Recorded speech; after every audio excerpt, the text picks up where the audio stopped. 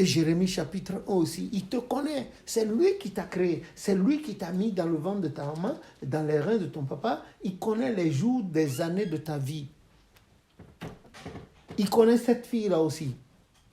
Donc, il va te parler de la fille et il parlera de toi, la fille. Donc, il faut aller voir l'Éternel. Et si l'Éternel est d'accord, maintenant, tu commences les démarches avec tes parents au niveau des parents de la fille. Elle te prend au sérieux. Et toi aussi, tu es au sérieux jusqu'au mariage, les fiançailles. Et puis, là, d'abord, la connaissance des parents. La première dot, la deuxième dot. Et puis, finalement, le mariage. Le mariage peut être à l'église comme à la mairie. Mais le mariage dans l'église du christianisme céleste est forcément, indispensablement monogamique et sans divorce. Quand un couple s'engage et on fait la cérémonie maritale dans l'église du christianisme céleste, le rituel là, vous allez trouver ça, c'est dans la doctrine. Vous ne divorcez plus jusqu'à la mort. Vous restez, vous êtes condamnés à rester ensemble jusqu'à la mort. Tu ne la trompes pas, elle ne te trompe pas. Vous faites tout ensemble. Le rituel du mariage dans l'église du christianisme céleste, c'est cela. Voilà pourquoi les gens ont peur. C'est parce qu'ils n'ont pas confiance en eux-mêmes, qu'ils ne vont pas devant l'autel de Dieu présenter la femme de leur choix ou le mari de leur choix. C'est un mariage sans divorce dans l'église.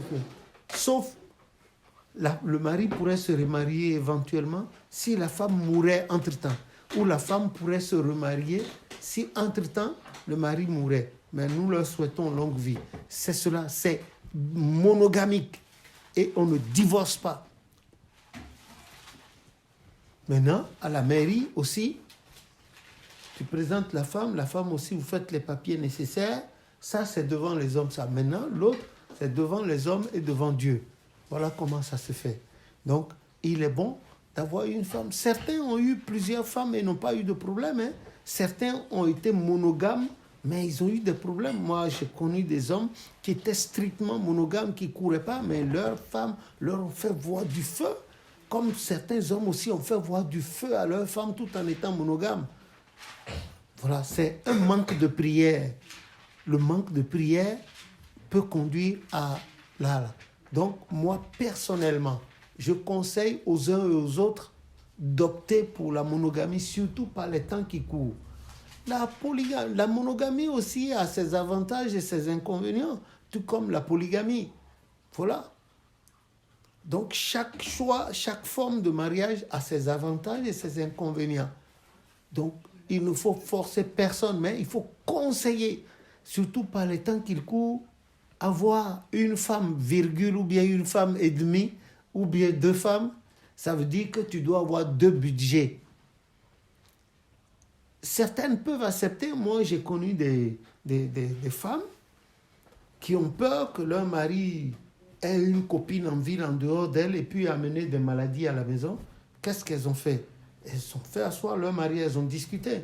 Est-ce que tu veux avoir une seconde femme? D'autres ont dit oui, qu'ils avaient peur d'en parler. D'autres ont dit non du tout. Je dis, mais si tu le veux, tu le dis. Ceux qui ont dit oui, il y a les femmes qui sont parties en campagne, qui ont trouvé des femmes, et puis on fait asseoir. Les femmes sont venues, restent. Quand le mari n'est pas avec elle, le mari est avec l'autre femme. Quand le mari n'est pas avec l'autre femme, c'est qu'elle les deux surveillent le mari. Regarde par les temps qu'il court, il y a beaucoup de maladies sexuellement transmissibles. Il ne faut pas qu'elle soit à la maison avec les enfants. Le mari va coucher au dehors avec une autre femme, une inconnue. Il apporte la même maladie. La femme tombe malade et puis elle meurt, elle abandonne les enfants. Elle quitte les enfants comme ça. C'est pour ça. Il y a d'autres qui n'acceptent pas du tout. Et puis, quand tu sors de la maison, tu laisses ta femme et les enfants, tu vas passer la nuit ailleurs. Ce qui se passe à la maison, tu ne sais pas. Des fois, il y a les forces du mal aussi qui interviennent. Tout cela est là, qui guette l'homme. Donc, il vaut mieux être sur la défensive et prier, supplier le Seigneur. Supplier le Seigneur à la maison, ne pas faire des histoires avec la femme, même si elle a tort, parfois il faut lui dire qu'elle a raison, juste pour la paix. Parce que Matthieu 5, 8 dit, Heureux ceux qui procurent la paix, car ils seront appelés fils de Dieu. Voilà. C'est la question que tu me posais tantôt sur un cas d'injustice. Oui, et je t'ai dit, si tu veux raisonner là, il faut vérifier que le monsieur il n'a pas des bras de Goliath. Hein. Parce que s'il a des biceps et tu raisonnes devant lui, il va te faire mal malgré tes muscles. Donc que le nom de l'Éternel soit béni. Amen. Voilà ce que je peux dire brièvement sur le truc. Bon, il y a aussi ce qu'on appelle le concubinage. Le concubinage spirituel, ce n'est pas les explications qu'on donne aujourd'hui dans certains pays.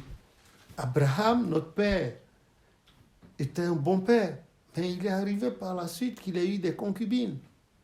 C'est ta femme, mais elle ne vit pas directement sous ton toit.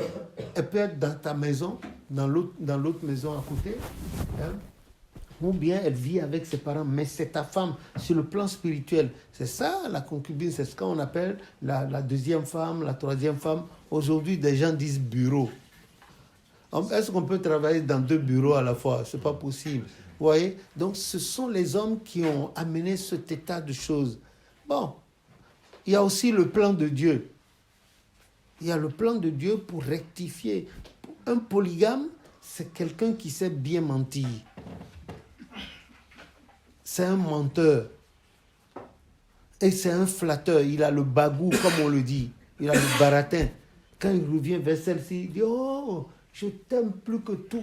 Je t'aime plus que le poisson n'aime la mer. » Or, un homme ne peut pas aimer 2 femmes de la même manière. Ce n'est pas possible.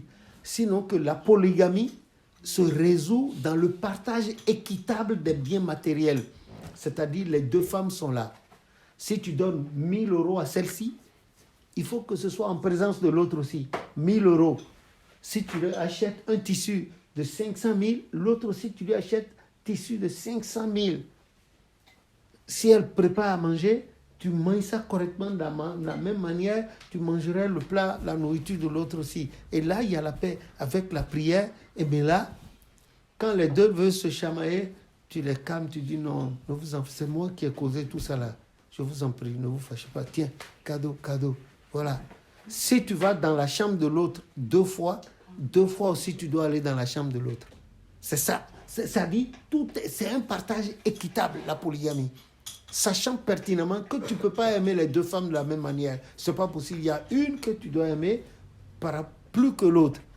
Mais le reste, c'est la prière. Avec la prière, on peut juguler cela. Nous, on a vu des ménages polygamiques où franchement l'Éternel a aidé ces gens, le mari, parce que le mari c'était quelqu'un qui avait la crainte de Dieu, et il avait peur d'avoir une copine au dehors plus sa femme, donc il a négocié avec ça. Il y a des choses comme ça, il y a des choses qui se passent comme ça.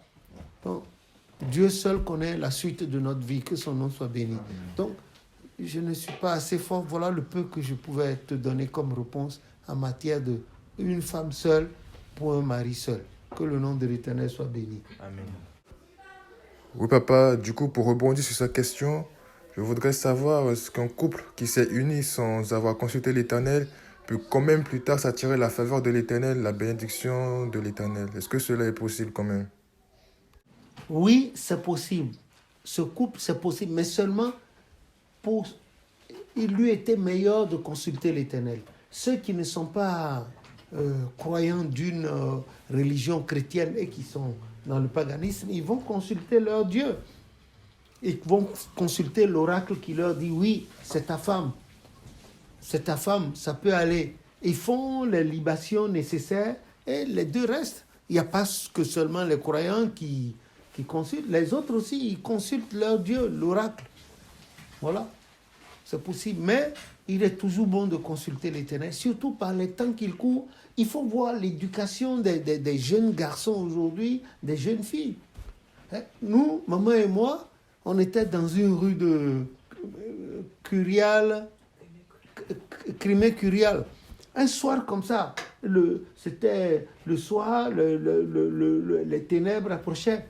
On a vu une bande de 7 garçons, entre 10 ans, 14 ans. Ils étaient 7.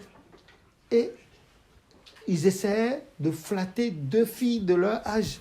En même temps, l'ange m'a dit, Voilà ce qu'ils veulent faire avec les filles. Là.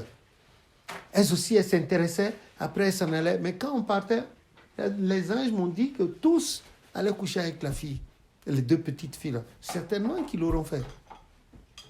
Tu vois, il y a les forces du mal. Tu vois une petite fille de 10 ans qui se mariera plus tard à 30 ans.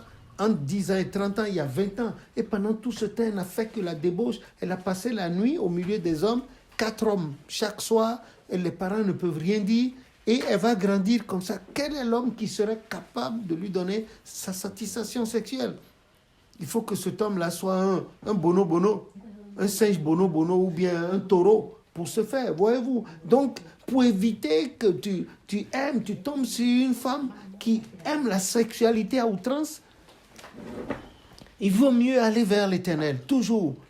Il faut être sincère, parce qu'un homme ne peut pas donner sa vitalité à chose. Il faut lire Proverbe 30, Proverbe 31, avec le miel, ce que sa maman lui a dit, c'était un conseil. Et puis dans Proverbe 3 aussi, 3 ou 4, on dit il ne faut pas donner ta vitalité à les gens. Non, tu ne sais pas. Elle a pris cette habitude et toi seul, tu ne peux pas. Donc il vaut mieux. C'est vrai que l'Éternel peut la délivrer. Parce que ce sont des mauvais esprits qui possèdent les gens, les jeunes gens, et puis ils font des choses comme ça, hommes comme femmes. Et c'est courant. C'est beaucoup courant. Il faut éviter. Il faut prier Dieu, il faut être sincère dans votre cœur et l'Éternel va vous éviter ces choses-là. C'est comme ça. Ok? Voilà, que le nom de l'Éternel soit béni. C'est pénible, hein? Il y a des hommes, on a connu des hommes qui ont épousé leur femme correctement, ils n'ont pas de copine au dehors, c'est la femme, mais au lit, les femmes veulent toujours. La femme veut toujours que l'homme aille. Et l'homme est obligé d'aller chercher ses copains à lui. Ils sont mariés pour venir coucher avec sa femme dans son propre lit. Parce qu'il ne pouvait pas. La femme demandait trop. Elle était trop exigeante. Elle demandait. Ah, l'homme, le lendemain, il doit aller travailler. Il ne peut pas se fatiguer toute la nuit et aller faire un bon rendement au travail. Il va perdre son travail. Il y en a qui fuient. C'est cela. C'est parce que l'encadrement de l'éducation à la base n'a pas été suivi. Bon, elle s'est laissée et puis il y a les copines, tout ça là, etc., etc. Voilà. Elle s'est dévergondée son corps. Et ce sont des esprits qui font ça. Les esprits de souillure.